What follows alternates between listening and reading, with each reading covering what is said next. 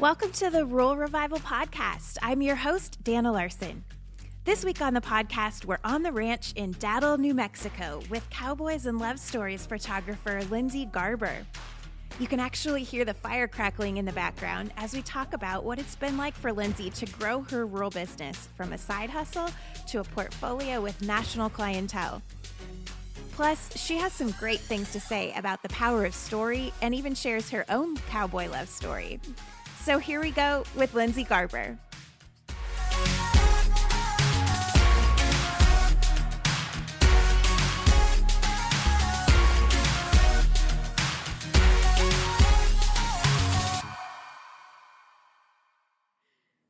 Well, we're here today with Lyndsey Garber. She is a photographer of cowboy life and love stories here in Datil, New Mexico. Lyndsey, thank you so much for being on the podcast. No, thank you for having me, and thank you for coming all the way out in the middle of nowhere. This was a real road trip. It's been fun. Well, tell us a little bit about you, Lyndsey. How did you end up here on the ranch in New Mexico? Well, my parents were raised and high school sweethearts in a town about an hour from here, hour and a half. And then they got married and they left, and we lived all over the country. My dad graduated vet school, cowboyed all while he was going through vet school, and then became a vet. And eventually we ended up back in New Mexico, and then I met and fell in love with my now husband, and we moved on onto, well, he was already out there. I joined him after we got married on a ranch that's about 15 miles from where we are now.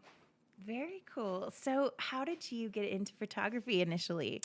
Well, growing up as a veterinarian's daughter, I got to travel with him to do a lot of out calls to rural ranches and different communities. And at one point, we had gone to Bangs vaccinate some heifers on one of the ranches in this area.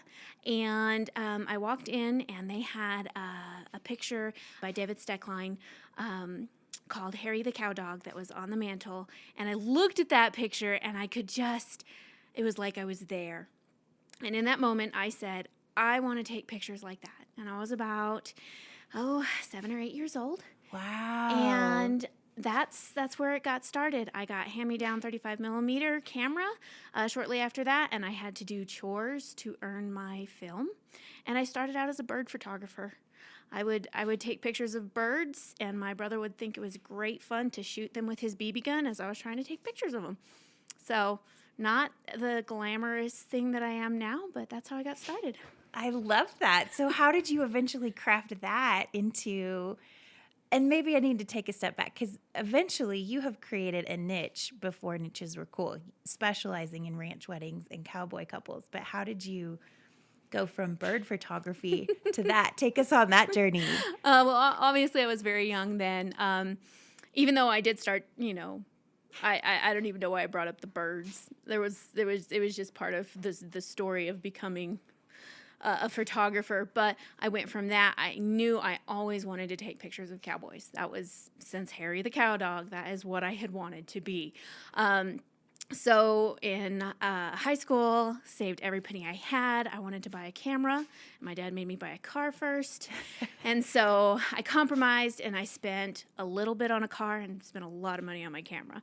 And eventually moved off. I had a full-time job and started taking pictures of friends and started loving people in my pictures. And I realized, okay, well, I like this. And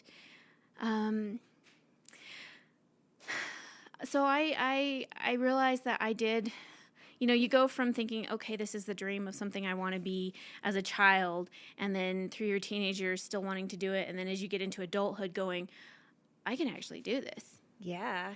And so I had this, I can actually do this. And then I started being a photographer of all things to all people, because that's how you start. That's how you start. Yeah. And, so I still took the ranching pictures, and, through that time I got married and moved out to the ranch, and, had particularly shot at one point. I was at that booking and busy.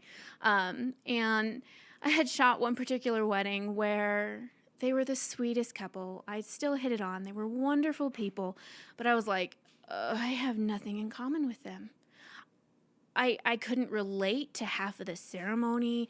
I didn't feel like I was providing the best service for them. Yeah, I was a good photographer, but man, I didn't get it. And I felt like that was a disservice to my client. And so in that period, I thought, man, I just had this thought during that wedding. I thought, man, what if I could just shoot ranch weddings with cowboys and cowgirls and the ranch culture and industry? Man, I could really do a good job with that because that's my people, and I think somewhere along the way, I mentioned that to my husband, and he was like, yeah, you should do that. And I'm like, that's not going to work. How are you going to pay the bills with that? But, through having that thought and, just over time, talking to other people of, we hired this photographer and she couldn't find the ranch. Or, she got lost, or she couldn't, she got here and was asking us to do these dumb poses, or she asked, one that was common would be like, they asked the bride to lead the groom on the horse, and, and so it was things like that I was like, I can actually, it's not, I'm doing a disservice to couples that I can't relate to. I can actually do an exponentially wonderful job for these people that I know. I know how to position the horse. I know when ears need to be up, and I know when ears it looks more natural for them not to be. And, so I that started the process of, okay. And you guys keep saying that niching was before it was cool. It was at the baby stages of it. This is the beginning of it. I wasn't the original person to niche down, but it was just the baby stages of, okay, this is a possibility. A terrifying possibility. Because you take somebody that's living out in the middle of nowhere, there's already, you guys drove here, there's no clientele. There's very few people out here, and the ones that are more interested in paying the feed bill than they are for investing in photography at the price that you need in order to pay, for me to pay bills. And so along that way, I said, okay, I'm going to do this. And I thought I was not going to have much work. I didn't think, I didn't know where it was going to go, but I knew that that's what I wanted to do because it's what really got me excited. And so, somewhere in there, my husband said, well, your target market, I realized my target market wasn't in the area, and it wasn't even in New Mexico, really. And he said, well, you can travel. And I thought, there's no way. No, there's absolutely no way. But through, him believing in me and putting my head down and working towards it, it happened. And it's been fun.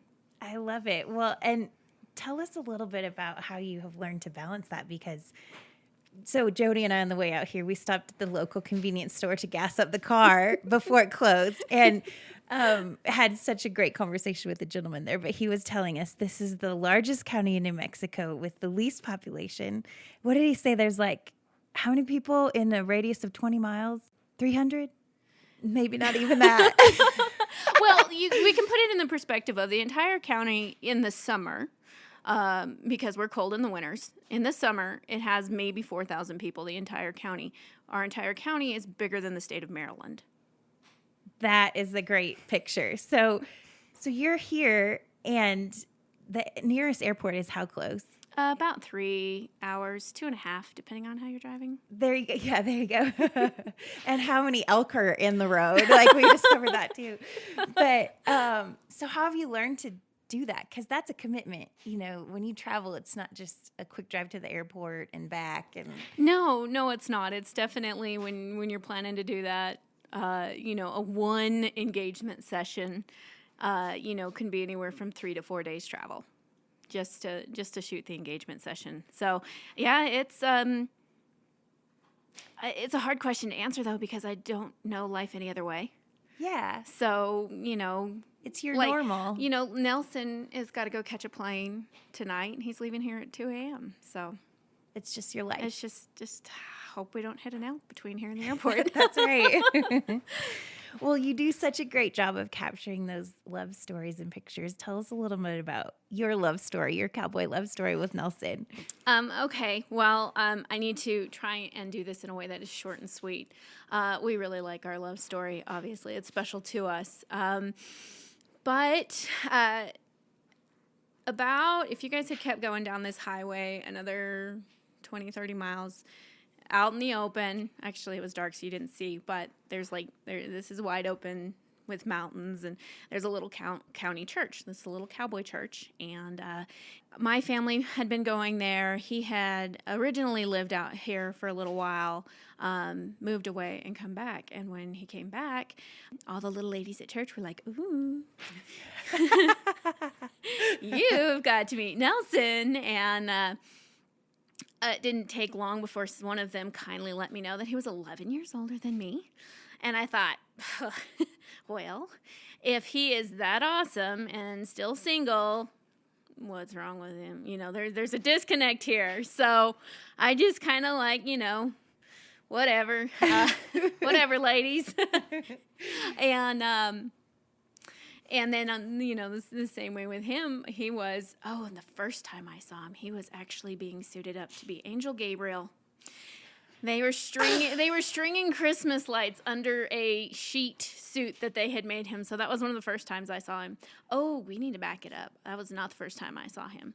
But no, that was, he walked by, and apparently he was checking me out as I walked by. And the little old lady suiting him up goes, oh, how old was I? She was like, she's 17, you know. So at least one of them was on my side. But being the veterinarian's daughter and traveling to rural ranches, doing vet work, actually, it had been years before I was probably 12 or 13. We had been to the ranch out here. My dad was doing Coggins and health certificates on horses, and I had climbed up on the fence and was watching the cowboys work cows, and saw him. I obviously didn't register it. I'm a photographer. I do have a photogenic mind, though. And then it was years later, after I married him, I was in the main headquarters ranch house and looking through some of the pictures, and I saw a picture of him in that corral on that horse in, you know, his denim Wrangler shirt. And I was like, I've seen you. I've seen you. Do you remember the little girl on the fence? I fell on my way off the fence and tore my pants that day. But so it went way further back.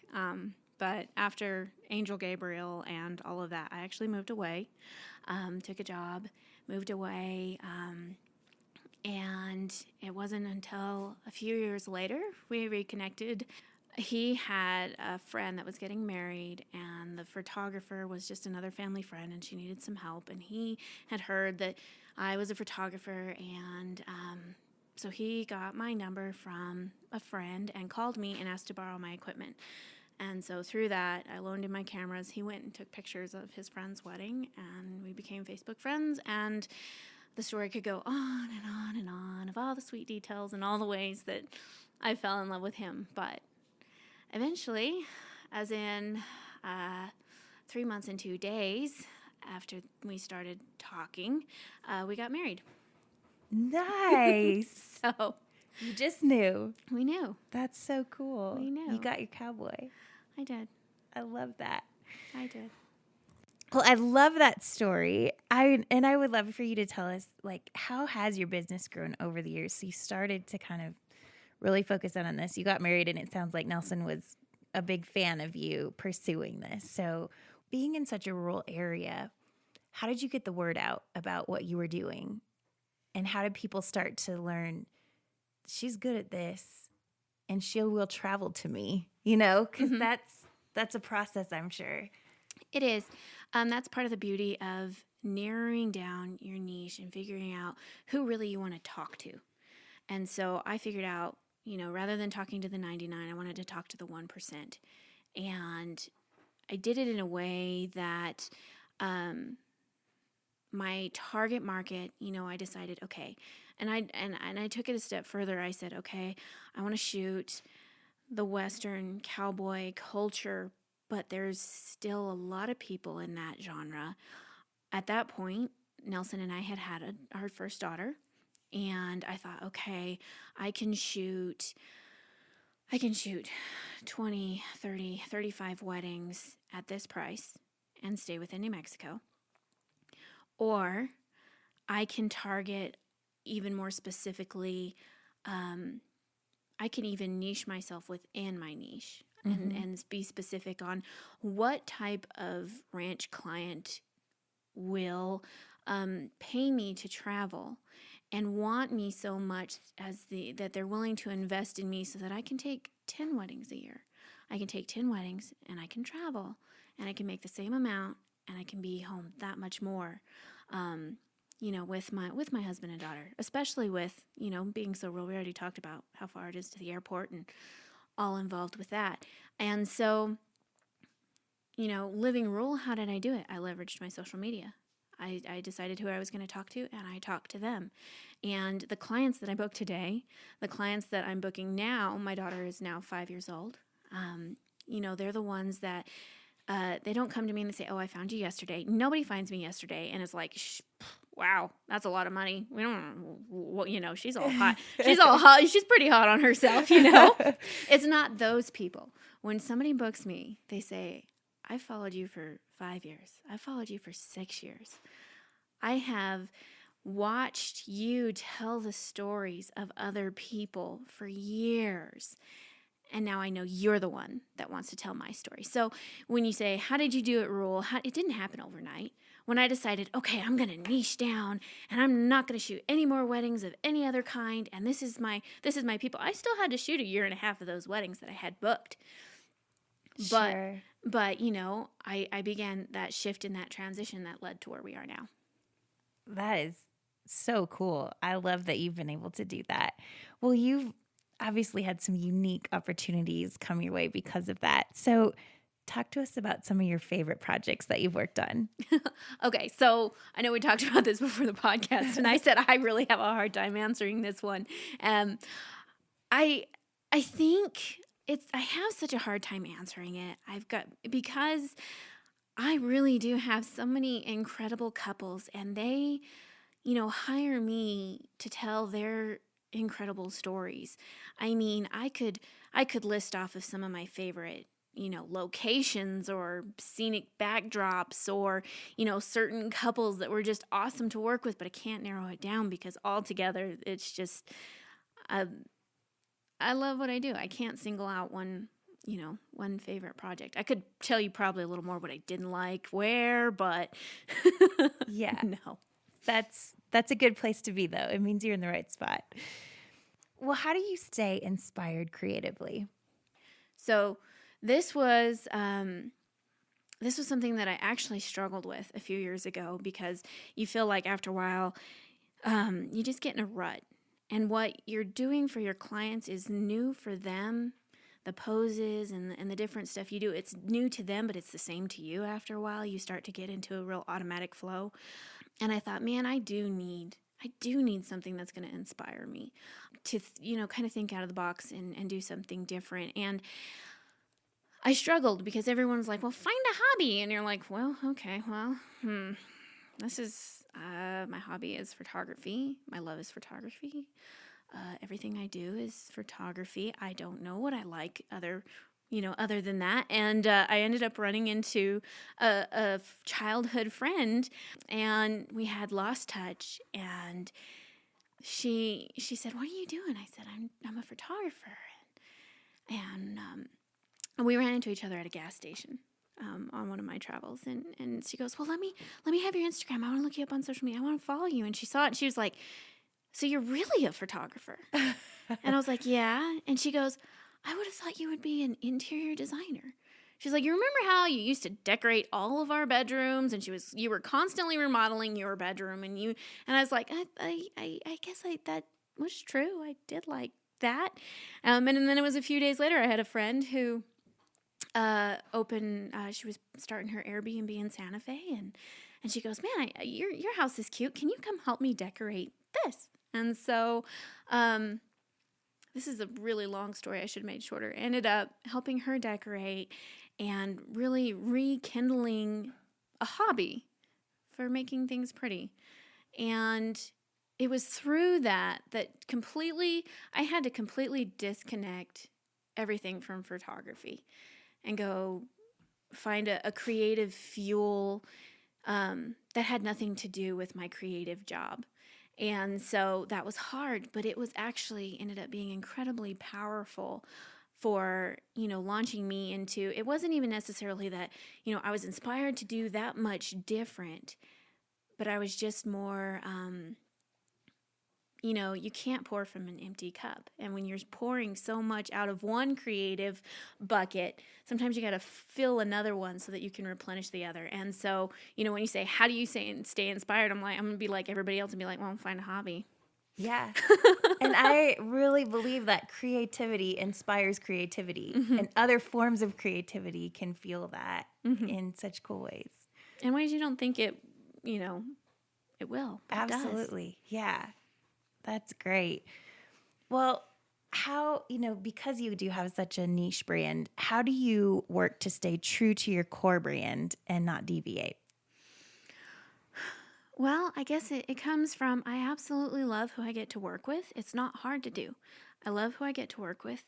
I love the places I get to go and the people I get to meet. And when you not deviate from, my inbox is always constantly full of, well, will you take my family pictures, or do you want to do newborns? And no, I don't have a hard time deviating into that stuff because it's not my passion.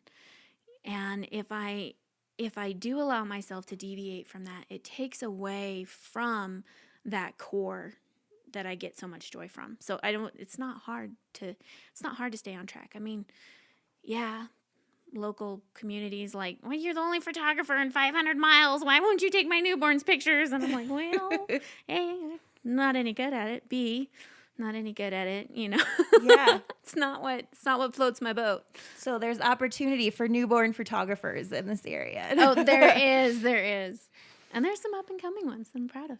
That's great. Yeah. So do you find yourself mentoring other people and pouring into other photographers to help them learn some of the things that you've learned? Well, I did a few years ago, and then I got pregnant with my second. And he just turned 1. He was born a year ago. And I knew that for 2018, I was going to say no to that. I had dabbled in it a little, done some official and unofficial mentorships and teaching. So I took a break from it in all of 2019. And it's February. Just in January, I reopened and said I would take some online mentorship, started kind of promoting some workshops and stuff like that. And I was blown away. And by the response to it, I didn't think that many people wanted to learn from me. But I filled up and I had to shut down and say I wasn't going to take any more for a while. So that was really neat. And I really do enjoy it. When I did start, and I know it might a little arrogant, at least to my knowledge, there was no other ranch wedding photographer who focused on that. Maybe there was, but I didn't think there wasn't anybody out there. And then through the years, I mean, sometimes not a day goes by that somebody doesn't send me a message and says, you inspired me to be a ranch wedding photographer. And now there's hundreds of them out there. So there's when you talk about, am I going to mentor? Sometimes there's the struggle of, oh my goodness, am I just going to train up my competition? Then nobody's going to hire Lyndsey Garber. But I realize that, there's plenty to go around, and there's a lot of rural ranches out there and a lot of different styles. And so I have actually really enjoyed, if anything, being able to tell these girls, you can actually do it. You can do it. You can either do it in your community or you can travel. And I enjoy that. That's great. And I want you to just talk maybe a little bit more broadly about that. But what advice would you have for rural entrepreneurs in general?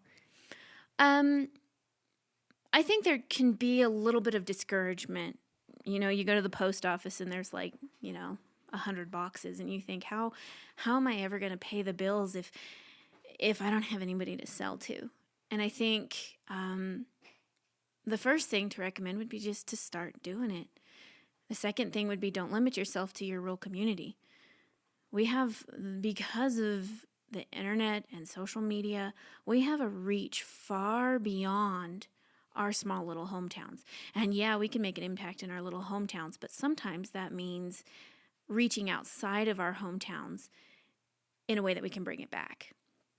And for the rural entrepreneur, a lot of times, like out where I live, there are no jobs. You either cowboy, you work for the Forest Service, or you work for the county.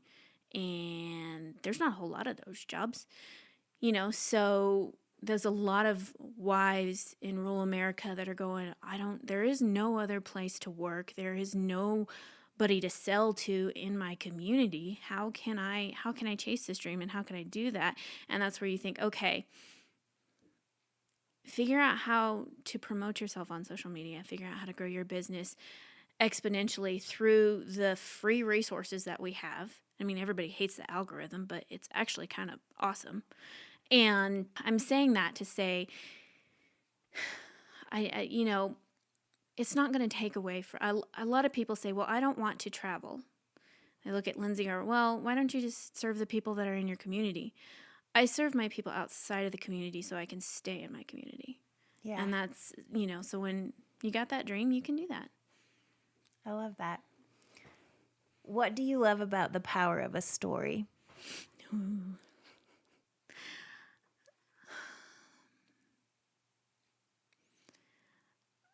A story is something that not only can it make you feel something, it preserves. I love stories, and it's not, I really do love stories.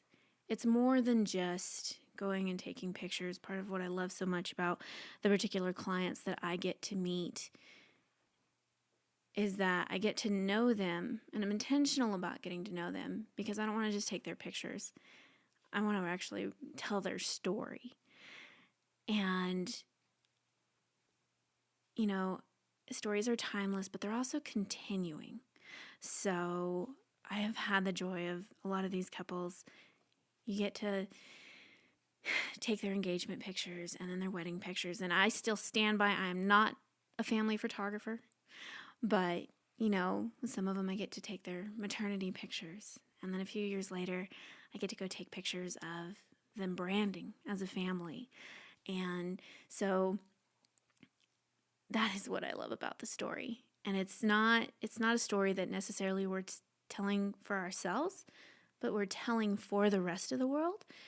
I mean, yeah, we get to cherish it, but we get to share it. And we won't get to just share it now, we'll get to share it forever. Well, and an image can carry such power too.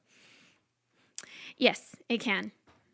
I mean, they don't say a picture is worth 1,000 words for no reason, but it's also cool to add some words to it to make it more powerful. There you go. Well, what's next for you? A lot of things and not a lot of things. My daughter's 5. My son is 1.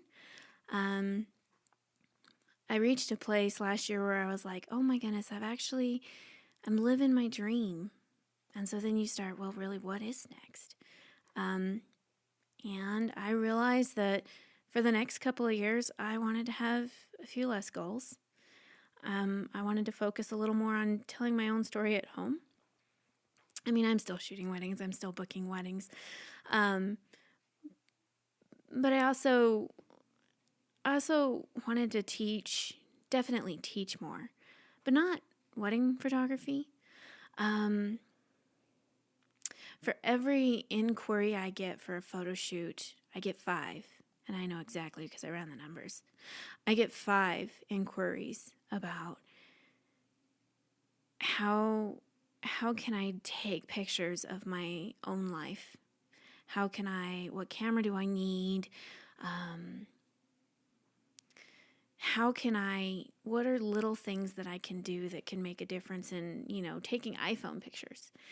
And so as I step back a little bit from, being more so driven with the weddings and the travel. I want to fill that in place with, like I said, sticking closer to my own story, but also helping others to tell their own story through their own lens. Because and I do, besides weddings, I do shoot ranch lifestyle. So I do have people that hire me to come spend an entire day on the ranch with them. It's a little more of a subcategory of what I do. But not everybody can afford to hire somebody to do that. And so I think, well, okay, if I'm gonna be at home more with my kiddos, I think I can use again the ability that this era has gifted us with of the internet and social media to help others tell their stories. I love that. So do you have any specific plans around how you want to do that, or is that still in the development stages? Or? There's still a lot in the development stages. The first thing I started with in the very baby stages, it was something that I knew I was just going to be launching just the beginning of this year. So still the baby stages, just blogs. That's something that I can do, that I can offer for free. That doesn't necessarily cost me anything. I was completely self-taught as a photographer and running a business as a cowboy's wife. Cowboy's wages, and early photography years, I couldn't afford anything.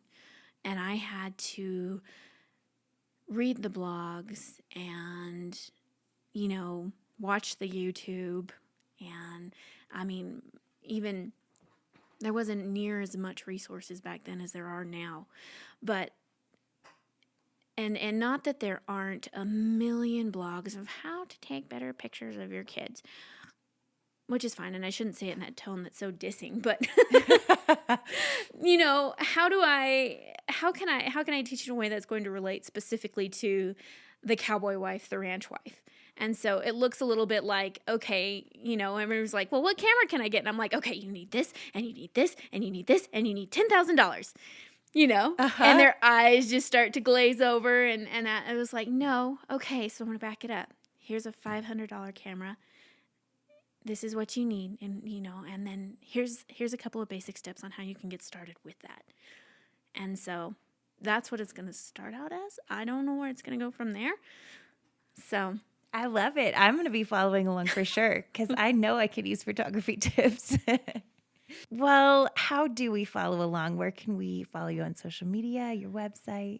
I am just at lyndseygarber.com and Lyndsey Garber on Instagram and Lyndsey Garber Photography on Facebook. Awesome. And everybody go check out her Instagram right now. You're going to love it if you haven't seen it already. So thank you, Lyndsey, for being on the podcast. I really appreciate it. This has been great. Well, thank you. And thank you guys for being like the first people ever to actually come all the way out and see me. We loved it. We loved it. Thank you. Yep.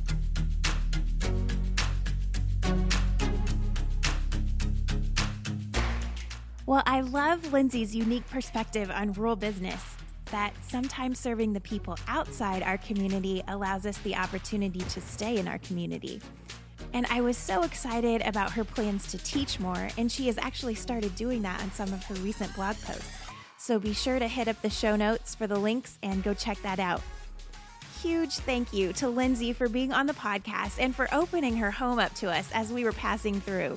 And thanks to you for tuning in. We'll be back next week. Have a great day, everybody.